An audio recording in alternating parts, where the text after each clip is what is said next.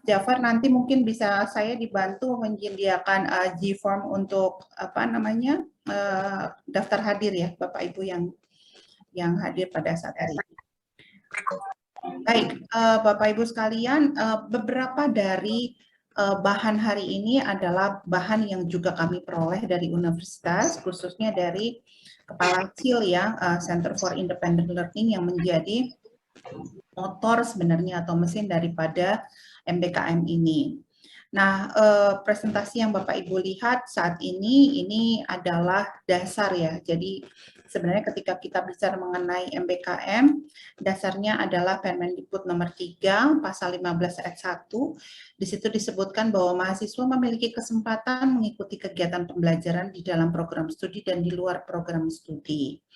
Nah, komposisi atau kegiatan pembelajarannya itu adalah maksimum 20 SKS atau 1 semester di luar program studi di perguruan tinggi yang sama juga bisa, dan maksimum 40 SKS atau 2 semester di luar perguruan tinggi atau perguruan tinggi yang berbeda. Nah, format kegiatan-kegiatan di luar program studi ini apa saja gitu. Di sebelah kiri Bapak Ibu bisa lihat kita ada beberapa, ini namanya BKP. Jadi kalau nanti Bapak Ibu dengar ada kata BKP, BKP itu adalah singkatan dari bentuk kegiatan pembelajaran Merdeka, Belajar Kampus Merdeka. Saat ini ada 8, sebenarnya ada 9, satu lagi adalah bela negara, tapi tampaknya format itu belum betul-betul matang. Jadi yang disosialisasikan sampai dengan minggu lalu oleh Universitas Indonesia ada 8.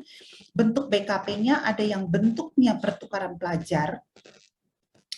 Pertukaran pelajar ini Bapak Ibu ada yang internasional, ada yang nasional. Jadi contohnya seperti semester lalu, kita di UI menerima beberapa mahasiswa dari universitas negeri nasional. Saya kalau tidak salah di HI ada terima kom, kemudian di sosiologi kita ada beberapa mahasiswa yang datang ke kampus ke Depok, kemudian ikut kuliah, tapi karena memang daring akhirnya semua mekanisme dilakukan secara daring. Jadi pertukaran pelajar ini dimungkinkan tidak hanya di internasional tapi juga nasional, cross antar kampus. Kemudian ada yang bentuknya magang, praktik kerja. Lalu ada asistensi mengajar di satuan pendidikan. Kalau Bapak Ibu pernah dengar yang namanya kampus pengajar, itu salah satu program turunan daripada bentuk BKP yang 8. Jadi 8 BKP ini kemudian ketika diejawantahkan berdasarkan mitra kerjasamanya, variannya ada cukup banyak. Ya, asistensi mengajar, kemudian saya lanjutkan ke penelitian dan riset. Lalu proyek kemanusiaan, kegiatan wirausaha, studi dan proyek independen, dan yang terakhir adalah membangun desa atau kuliah kerja nyata tematik. Jadi ada 8 bentuk kegiatan pembelajaran atau BKP yang maksimum antara 20 sampai 40, bisa diselenggarakan antara 1 sampai dengan 2 semester. Bisa jadi ada kampus yang kemudian mengadopsi dengan hanya 1 semester, dari struktur kurikulum S1-nya itu hanya 1 semester, mahasiswanya boleh berkegiatan di luar program studi, tapi ada juga yang sampai dengan 2 semester. Nah, isinya yang penting variannya adalah dari 8 BKP ini. Kemudian di Kepmen 74 P 2021 itu ada 2 diktum yang menyatakan jenis BKP. Jadi penyelenggaranya siapa sih si 8 BKP ini gitu ya. Di diktum 1 disebutkan bahwa pengakuan satuan kredit semester atau SKS bagi mahasiswa yang melaksanakan pembelajaran di luar perguruan tinggi asal melalui program Kampus Merdeka dikelola oleh 2. Pertama adalah Kementerian Pendidikan dan Kebudayaan secara terpusat. Artinya semester lalu kalau Bapak Ibu mahasiswanya banyak yang ikut itu, kemudian ikut kegiatan magang DPR, ada magang Grab, kemudian saya nggak lihat sih kalau di FISIP ada yang ikut TOT kredensial Microsoft ya, kemudian ada yang ikut ISMA gitu ya, itu semua adalah bentuk BKP, salah satu atau salah 2 dari BKP yang saya sebutkan 8 tadi, tapi yang menyelenggarakan, jadi organizing committees-nya itu ada di Kemendikbud. tapi tidak menutup kemungkinan bahwa kegiatan Merdeka Belajar itu bisa dilakukan oleh perguruan tinggi dan kegiatan itu tervalidasi oleh Kementerian Pendidikan dan Kebudayaan. UI salah satunya juga punya program UI Mengajar. Nah, itu bisa menjadi salah satu bentuk Merdeka Belajar, tapi dia penyelenggaranya adalah di tingkat perguruan tinggi. Lalu Diktum 3 disebutkan program Kampus Merdeka yang dikelola oleh perguruan tinggi dan tervalidasi oleh Kementerian Pendidikan dan Kebudayaan disebutkan pada Diktum 1, itu yang menetapkan adalah Dirjen Dikti. Jadi kalau misalnya UI atau bahkan fakultas kemudian mau meramu satu bentuk kegiatan MBKM yang memang dia bisa diakses oleh berbagai mahasiswa, tidak hanya oleh UI ya, tapi di luar universitas, program itu harus divalidasi dulu oleh UI dan juga terutama oleh Dirjen Dikti untuk kemudian dia bisa memang ditetapkan sebagai satu bentuk MBKM. Nah, dasar pengelolaan MBKM, jadi ini nanti kalau Bapak Ibu dosen PA mau lihat lagi apa sih dasar aturannya, apa yang perlu kita pegang, itu ada 3. Yang pertama adalah mulai mahasiswa yang mulai tahun 2020 itu penyelenggaraan sarjananya diatur oleh Peraturan Rektor Nomor 16 2020 tentang penyelenggara program sarjana. Macam-macam ya. Kemudian yang kedua, petunjuk teknis Merdeka Belajar Kampus Merdeka Universitas Indonesia edisi ke-1. Nah, di sini ada petunjuk teknis dan juga POB daripada MBKM UI. Lalu Dikti sendiri juga mengeluarkan buku panduan ya, buku panduan MBKM Merdeka Belajar Kampus Merdeka di versinya Dikti. Jadi kalau memang Bapak Ibu belum punya dokumen-dokumen ini, silakan nanti bisa kontak Pak Santoso atau bahkan saya pikir Kaprodinya pun sudah punya ini. Kalau belum punya, kami di PPAA siap untuk membantu Bapak Ibu mendapatkan dokumen-dokumen ini. Lalu kemudian untuk turunan pengelolaan Merdeka Belajar UI, kita punya satu draft PR, jadi draft SK Rektor, Peraturan Rektor tentang penerapan Merdeka Kampus Belajar MBKM. Mudah-mudahan nggak lama lagi tahun ini kita akan dapatkan SK ini ya, Peraturan Rektor ini. Lalu dan yang terakhir adalah pelatihan dosen pembimbing dan pendamping MBKM. Jadi nanti tolong dipisah ya Bapak Ibu, ada yang namanya dosen PA dan ada dosen pembimbing MBKM. Itu 2 hal yang berbeda. Sampai dengan 2022 ini kita baru punya 10 orang dosen pembimbing MBKM. Jadi 10 orang ini adalah dosen-dosen FISIP yang sudah mengikuti 3 hari pelatihan khusus untuk dosen pembimbing MBKM. Tahun ini kalau nanti ada surat lagi permintaan dari DPA-SDP ya yang khusus PKSA, Subdirektorat PKSA untuk pelatihan dan ada permintaan untuk dosen pembimbing MBKM, kami akan share ke Bapak Ibu semua melalui Kaprodi, silakan feel free untuk ikut. Kemudian nah, ini penting untuk kemudian bisa diketahui oleh kita bersama. Jadi, bagaimana sih pengakuan SKS itu menurut Kepmen nomor 74P 2021. Jadi, ini ketentuan mengenai SKS-nya. Agak berbeda ya Bapak Ibu dengan SKS yang kemudian kita gunakan untuk kuliah secara e-learning sekarang ya, metode e-learning atau PJJ.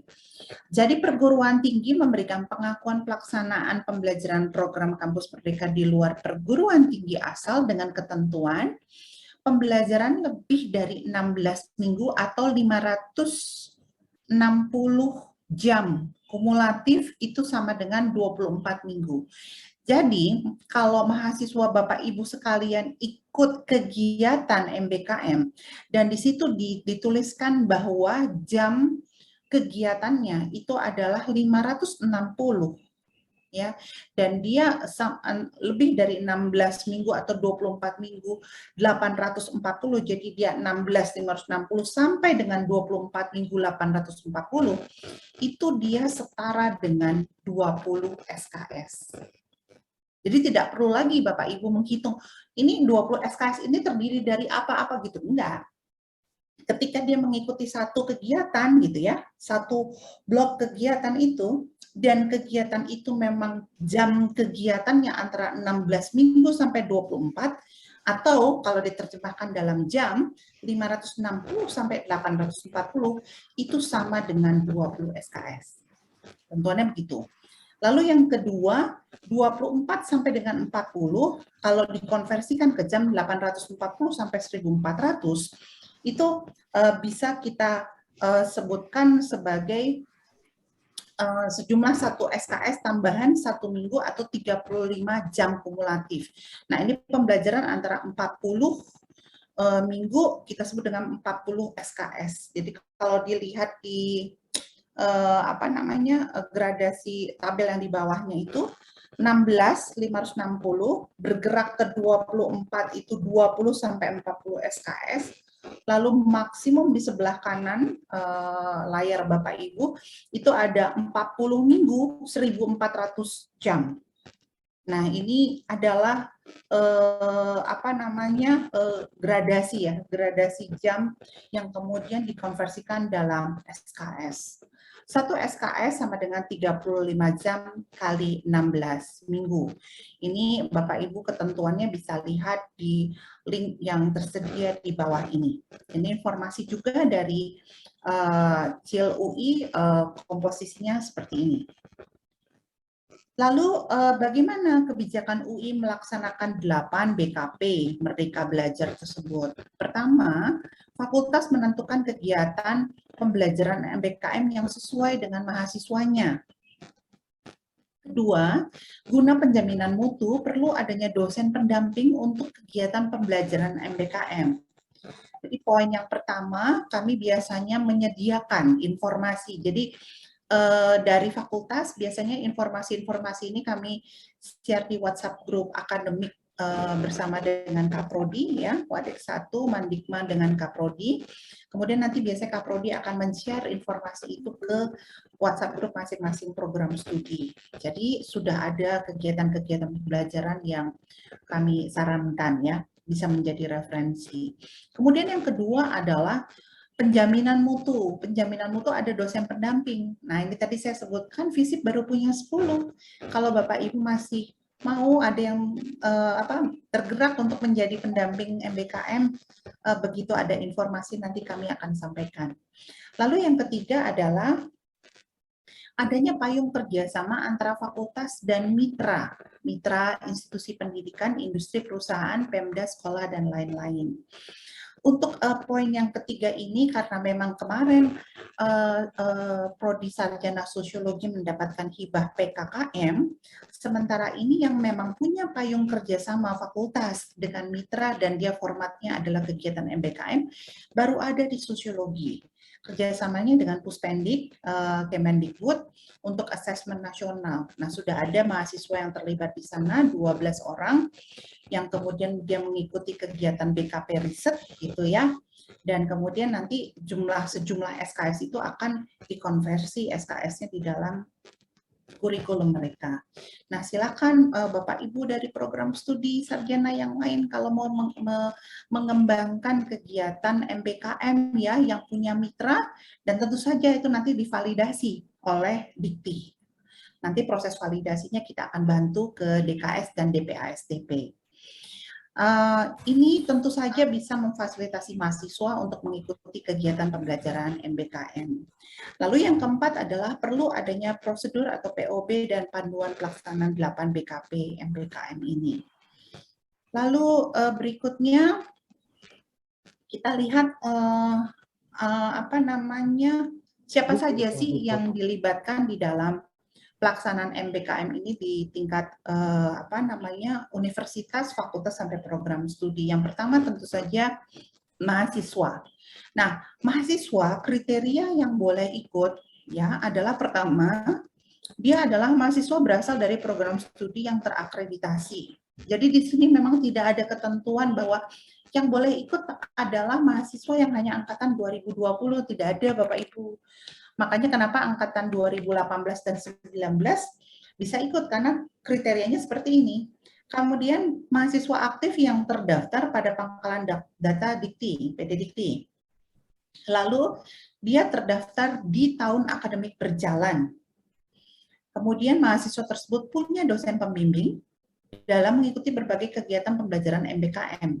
Kemarin dosen pembimbingnya di-provide sama DPASDP, jadi mahasiswa Bapak Ibu yang ikut ISMA atau ikut magang, itu sudah ada dosen pembimbingnya.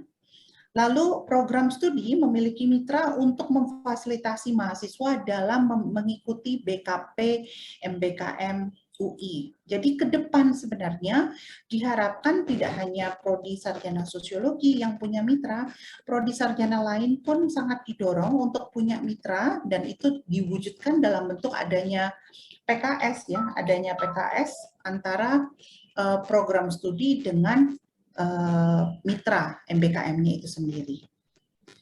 Baik, kemudian berikutnya adalah, ini tadi ya, pihak-pihak yang terlibat ada CIL, fakultas, nanti ada tim transfer kredit, Bapak Ibu, tim transfer kredit MBKM, lalu program studi, dosen pembimbing akademik, dan dosen pembimbing MBKM.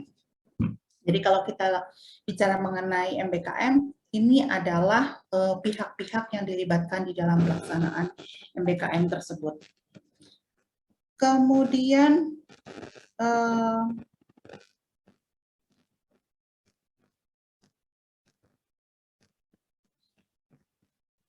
ya, peran CIL.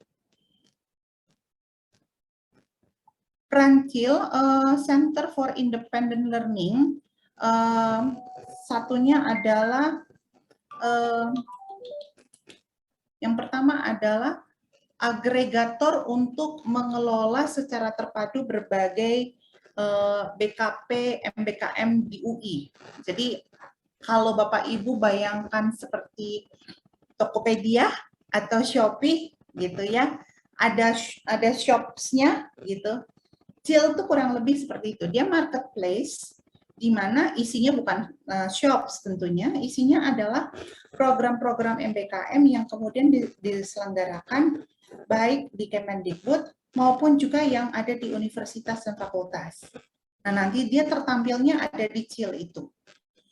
Dia adalah marketplace untuk memilih dan mendaftarkan diri di berbagai kegiatan BKP MBKM. Jadi kenapa ketika mendaftar MBKM mahasiswa kita itu perginya kecil gitu, karena pintu masuknya dari sana dulu. Kayak kita kalau mau belanja Tokopedia, kita mau beli sepatu, kita lihat shop-nya di sana dulu, diklik masuk gitu kan, datanya ada gitu, di CIL, baru kemudian nanti CIL koordinasi dengan fakultas dengan program studi, ini loh mahasiswa yang ikut kegiatan MBKM, katakan yang magang DPR misalnya seperti itu.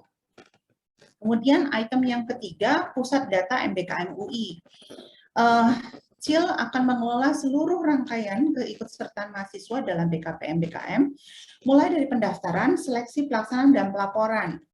Jadi pendataan memang ada di sana, dan CIL akan mengumpulkan dan menyediakan data bagi tim transfer kredit program studi atau fakultas untuk melakukan verifikasi dan penilaian BKP MBKM.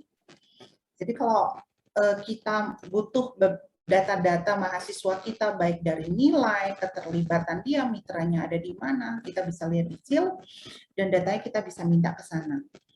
Lalu berdasarkan SK transfer kredit, hasil penilaian BKP MBKM akan dicatatkan oleh CIL ke Siak NG dan dilaporkan ke PD Dikti.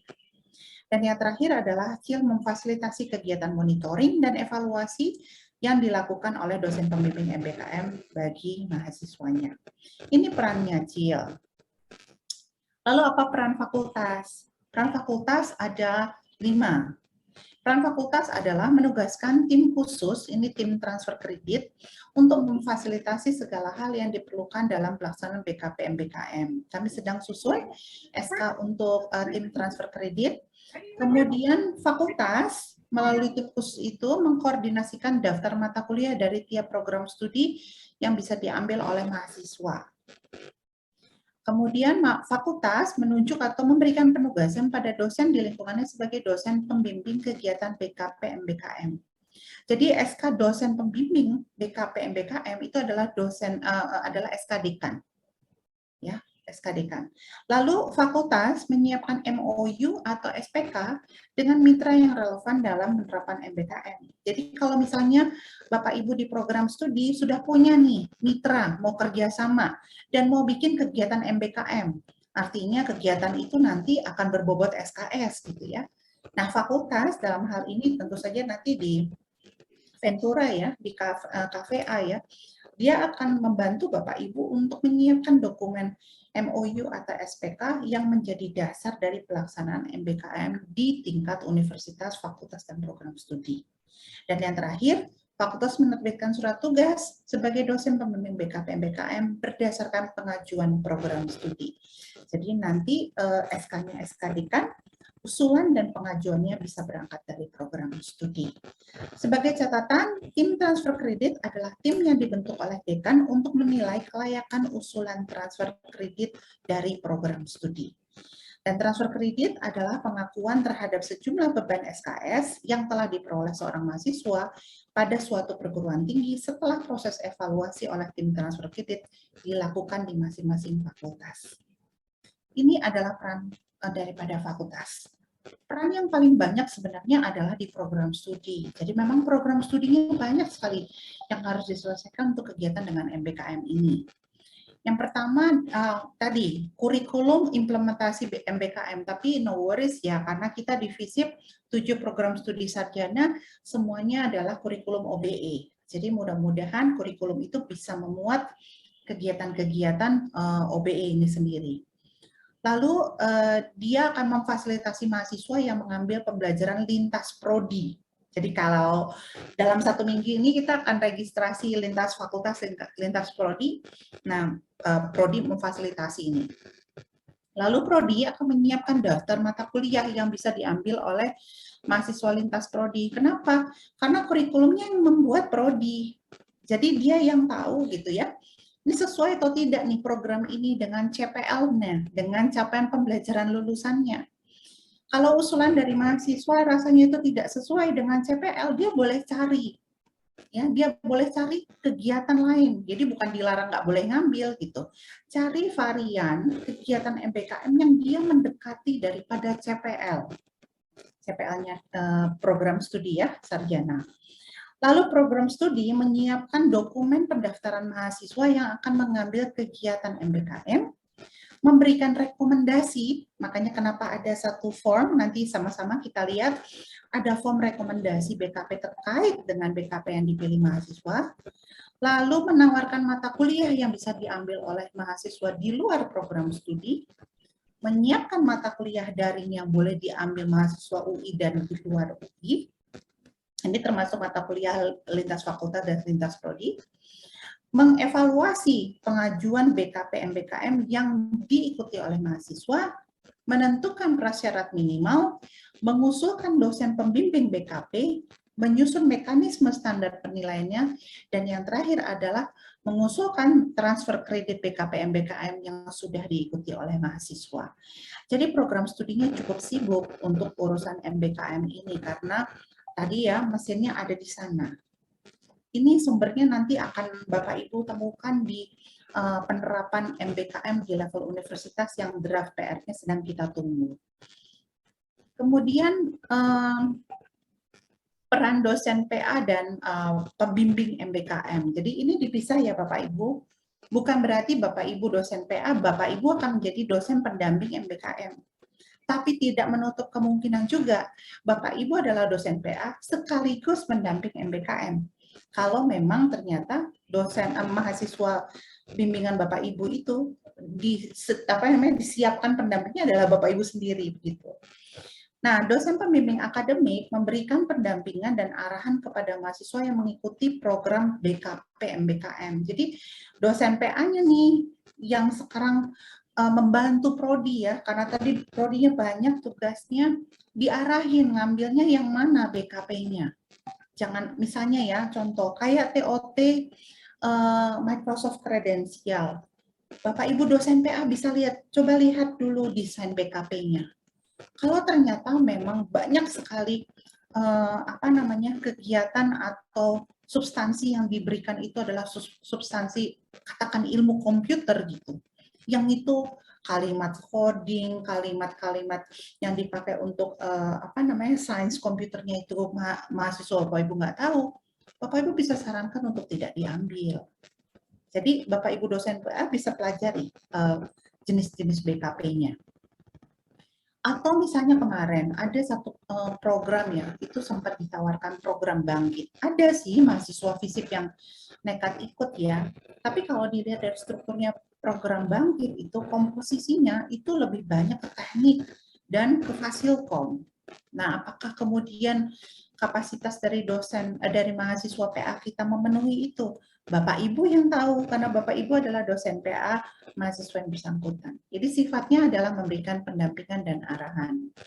Kedua, nah ini kita bicara dosen pembimbing MBKM ya. Dosen pembimbing MBKM adalah dosen pada program studi asal mahasiswa atau program studi lain di fakultas yang ditugaskan untuk mendampingi dan memantau BKP MBKM. Prasyarat dosen pembimbing MBKM dosen tetap dan punya gelar minimal magister.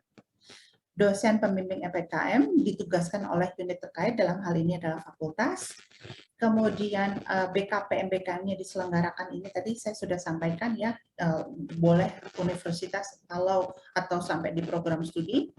Kemudian beban kerja dosen pembimbing MBKM disetarakan dengan dosen pembimbing tugas akhir atau skripsi.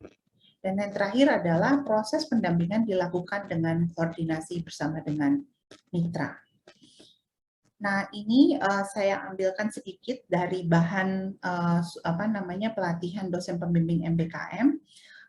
Definisinya ini ya, jadi dia punya tugas memfasilitasi, memotivasi, mengevaluasi dan memberikan advokasi.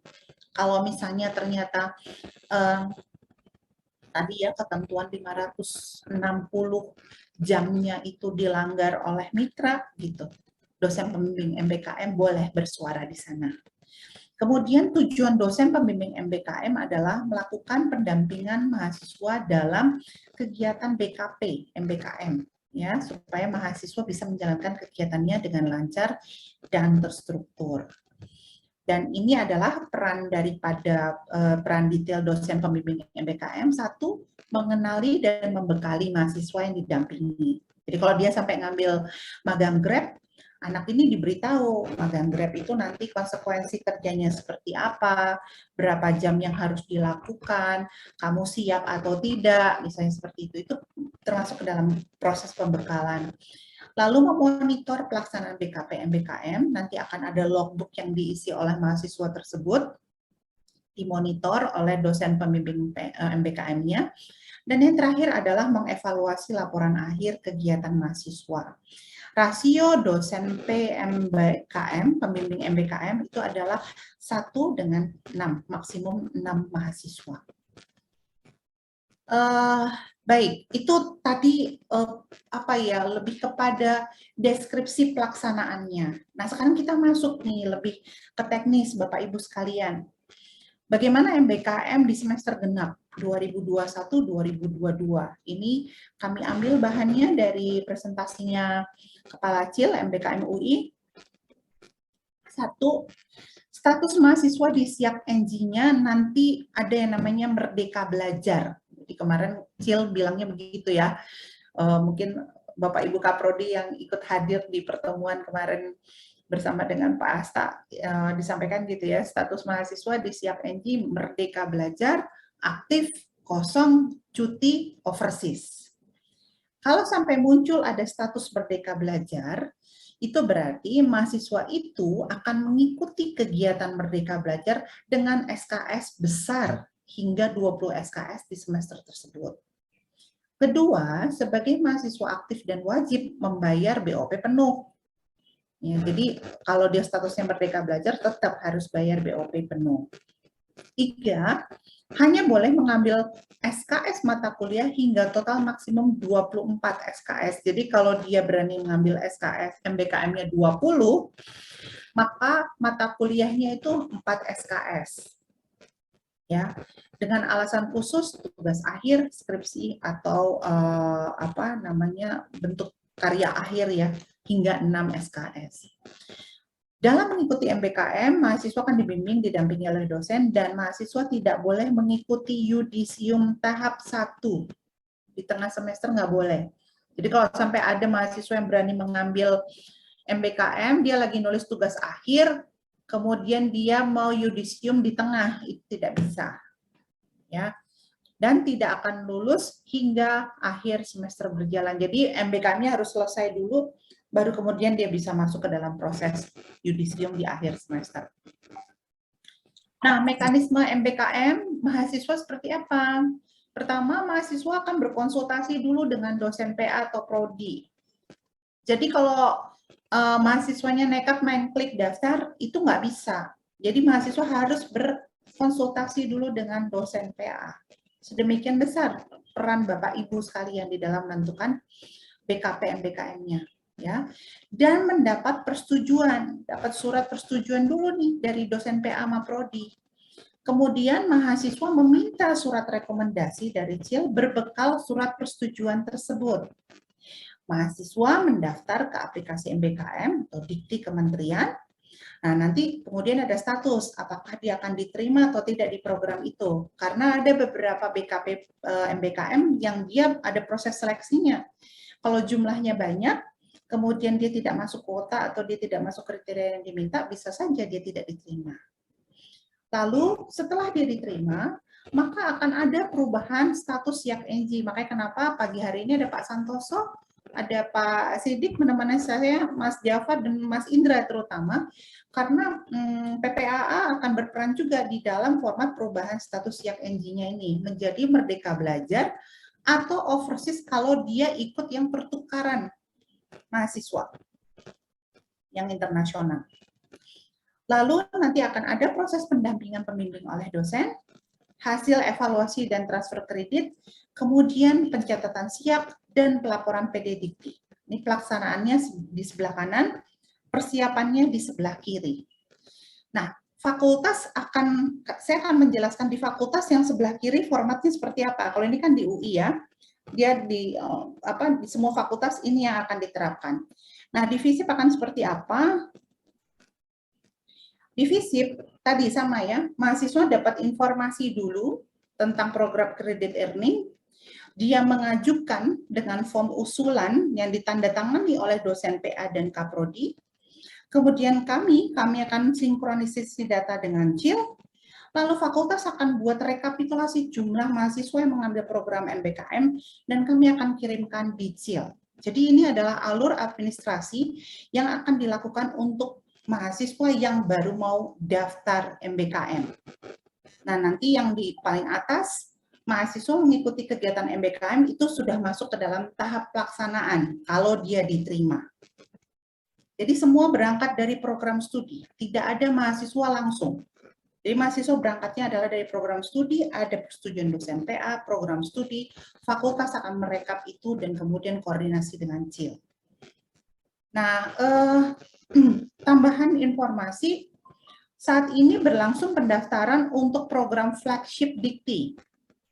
Flagship Dikti ini ada MSIB kemarin 21 Januari. Lalu kalau ada yang mau ikut program Bangkit masih terbuka, Bangkit, lalu ISMA dan Riset Bring. Jadi ini adalah 4 program MBKM yang ditawarkan di semester genap 2021-2022. Lalu antisipasi kemungkinan keterlambatan pengumuman penerimaan, mahasiswa mengisi IRS dan mengambil mata kuliah dengan asumsi belum mengikuti MBKM. Ini arahan dari CIL seperti itu. Dosen PA wajib mengetahui bahwa mahasiswa sedang mendaftar MBKM. Mahasiswa bersedia melakukan drop mata kuliah hingga memenuhi kriteria MBKM apabila diterima. Dan kemudian hingga sebelum UTS setelah diterima MBKM, prodi atau fakultas melakukan drop SKS mata kuliah bagi mahasiswa yang berubah status ke Merdeka Belajar. Jadi ini adalah proses yang akan kita lakukan dalam registrasi termasuk juga masa add and drop. Jadi kalau Bapak Ibu dosen PA, mahasiswanya mendaftar MBKM lalu tanya, berapa nih SKS yang saya mau isi gitu. Isi saja seolah dia memang mau penuh. Tapi di dalam komposisi itu nanti dosen PA dan bahkan mahasiswa siap. Ada yang kemudian di drop kalau dia sampai keterima di salah satu BKP MBKM. Itu di drop kemudian dia akan masuk 20 SKS. Baik, nah ini adalah borang pendaftaran MBKM FISIP UI. Saya sudah share borang ini ke para kaprodi, bisa diperoleh di kaprodi masing-masing. Nanti diisi nama mahasiswa, NPM, telepon, kemudian jenis MBKM-nya apa. Nah, Bapak Ibu dosen PA silakan membubuhkan tanda tangan sebagai satu bentuk persetujuan, termasuk juga dengan kaprodi dan mahasiswanya. Ketentuannya Bapak Ibu bisa melihat di formulir ini. Lalu ini kalau mendaftar. Nah, sekarang begitu udah selesai, apa yang dilakukan? Begitu sudah selesai, prosesnya namanya konversi SKS. Semester ganjil kemarin, ini datanya Bapak Ibu cukup banyak. Jadi FISIP ada urutan ketiga ya dari seluruh mahasiswa di UI yang ikut MBKM per fakultas. Jadi di FISIP semester ganjil kemarin ada 172 orang yang ikut kegiatan MBKM. Komposisinya dari 172 orang itu, yang warna biru itu adalah yang MSIB, magang studi independen bersertifikat, MSIB. Lalu yang abu-abu itu ada kegiatan ATR-BTN. Lalu yang krem ada yang ikut FISIP kegiatan pejuang muda. Ya, yang biru muda ada yang ikut ISMA, dan yang coklat itu ikut Sherpa J20. Jadi kemarin anak-anak dari HI ada yang ikut Sherpa, itu masuk ke dalam salah satu kegiatan MBKM yang dilaksanakan di universitas. Nah, ini 172 orang inilah yang akan menjadi pekerjaan bersama antara prodi dan juga bidang pendidikan untuk mengkonversikannya di dalam struktur yang sekarang ya, struktur kurikulum yang sekarang. Nah, total mahasiswa UI ada 1.115 yang mengikuti kegiatan MBKM di semester yang lalu. Nah, ini komposisinya, jumlahnya kalau Bapak Ibu bisa lihat, mahasiswa itu paling senang ikut kegiatan yang poin nomor 8, magang dan studi independen bersertifikat. Ini biasanya bentuknya ada yang sama Grab, ada yang DPR, yang jelas itu adalah dikti dengan mitra dudinya. Ya. Lalu yang kedua, yang favorit ya, yang mahasiswa suka ikut, kedua itu adalah kredensial mikro mahasiswa Indonesia, KMMI. Itu kedua terbesar yang sering diikuti. Bobot SKS-nya yang KMMI hanya 3, tapi kalau yang magang 20. Kemudian yang ketiga yang suka atau menjadi favorit dari mahasiswa itu adalah magang ATR BPN. Ini ada 161 orang, 20 SKS bebannya, still ongoing. Lalu yang empat, yang terakhir adalah Bangkit. Program Bangkit ini adalah program kerjasama antara Dikti dengan Google. Itu ada 140. Jadi 14 ini adalah varian dari 8 BKP yang tadi saya sebutkan di awal. Nah, bagaimana bentuk transfer kredit MBKM? Bapak Ibu bisa lihat bentuk transfer kreditnya di sebelah kiri adalah CIL, kanan adalah DIRPEN. Di antara CIL dan DIRPEN di situ ada SKD-kan. Kalau sampai SKD-kan berarti di situ ada peran fakultas untuk memasukkan di sana dan juga ada prodi di atasnya. Jadi setelah dokumen mahasiswa masuk, yang sudah selesai MBKM, sudah selesai dia masukin gitu ya, maka tim transfer kredit akan memutuskan skema transfernya. Lalu kita akan terbitkan SKD-kan transfer kredit, ini nggak ada masalah, karena di PPAA dengan ISO 9001-2015 kita sudah punya POB untuk transfer kredit. Jadi PPAA sudah terbiasa dengan format transfer kredit, hanya ini disesuaikan untuk MBKM. Nah, setelah terbit nanti SKD-kannya, dicatat di SIAK, dan kemudian DIRPEN akan laporkan itu ke PD Dikti. Nah, di yang lingkaran merah itu breakdown-nya seperti apa Bapak Ibu di FISIP? Sebentar. Sepertinya ada yang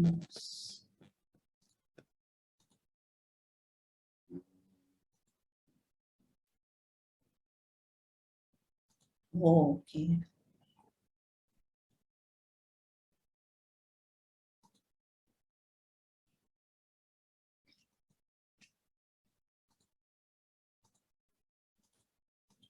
Nah, ini sekalian saya juga berikan contoh ke Bapak Ibu, kira-kira bagaimana konversinya. Share lagi. Nah, konversinya seperti ini, kita bergerak dari kanan ke kiri ya Bapak Ibu ya, kanan layar Bapak Ibu ke kiri. Satu mahasiswa menyerahkan bukti sertifikatnya, program studi melakukan penilaian, program studi mengirimkan borang pengajuan konversi SKS ke fakultas untuk proses transfer kredit, artinya ada penerbitan SK transfer kredit MBKM. Lalu nanti tim transfer kreditnya akan memberikan pertimbangan terhadap pengajuan prodi tersebut. Dan yang kelima adalah PPAA setelah disetujui oleh tim transfer kredit, PPAA akan melakukan prosedur operasional baku transfer kredit setelah dapat keputusan dari tim transfer kredit dan program studi. Jadi alurnya akan seperti itu, konversi SKS-nya. Nah, ini adalah borangnya yang akan diisi oleh program studi, mahasiswa, program MBKM-nya apa, durasi berapa lama, jumlah SKS-nya berapa, SKS yang sudah diperoleh sekarang berapa, lalu jumlah SKS yang diusulkan berapa. Itu yang diajukan, dan kemudian ini contoh salah satunya yang sudah masuk ke kami, Almira dari S1 Sosiologi, dia ikut magang di Setjen DPR RI di Kota Jakarta Pusat. Durasi pelaksananya 5 bulan, 6 Agustus, ini kelihatan kan berapa minggu dia bekerja. Lalu jumlah SKS yang diikuti, desain dari magang di Setjen DPR ini 20 SKS, dan SKS DPO dia sekarang sudah 132. Ya, 132, jumlah yang diusulkan oleh program studi 6. Nah, ini nanti kemudian akan dibicarakan oleh tim transfer kredit apakah 6 atau lebih atau kurang. Nah, setelah nanti dibicarakan, diambil keputusan sama-sama, baru PPAA melakukan proses transfer kreditnya itu sendiri.